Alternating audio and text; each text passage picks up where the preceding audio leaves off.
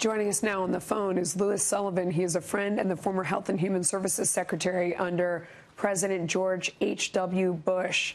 Take us back to the first time that you met him. I understand that you were at Morehouse College at the Medical University, and someone placed a pair of vice presidential cufflinks in your hand after you met him. Do you still have them, and what was the story with that? Oh, yes, I still have the cufflinks, and the story is as follows. I was president of the Morehouse School of Medicine, a new institution that had been founded in 1975 by Morehouse College, and our first class had come in 1978.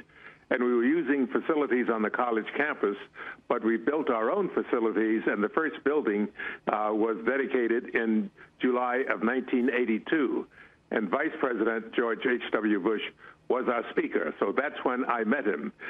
He was there. I had been told by his staff that he would have to leave immediately after the service to get to New Orleans to speak at a luncheon, because our program was scheduled for 9 o'clock in the morning.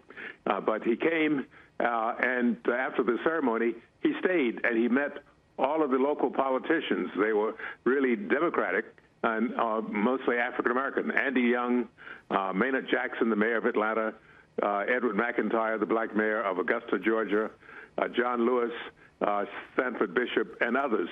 They all were having a great time getting their pictures taken, and finally, when the vice president did leave with the staff urging him so that he could get on to New Orleans, as his staff left, they pressed something into my hand saying, "The vice president wants you to have these."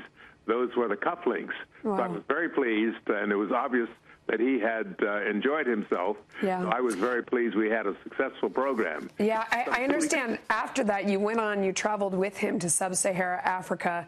You saw him, though, as recently as 2 days ago. Is that right? What was he like? That's correct. Yes, I visited him at his home on Thursday in Houston, because I had gone out to visit him. I had been scheduled to go out a month earlier, but he wasn't doing well. But as of Monday of last week, checking with his chief of staff, they felt that Thursday would be a good time. But unfortunately, by the time I arrived on Thursday, he wasn't doing well. But I did visit with him for a little bit more than an hour. His son Neil was there, and Neil's wife, and his grandson Pierce was there. And Jim Baker and Susan Baker were both there. And it was obvious that things were not going well. Yeah. And I knew that it would be a matter of time, just hours. But in spite of the fact, I was honored to have the opportunity to visit with him before he left this world. Dr. Sullivan, thank you so much for your thoughts right now.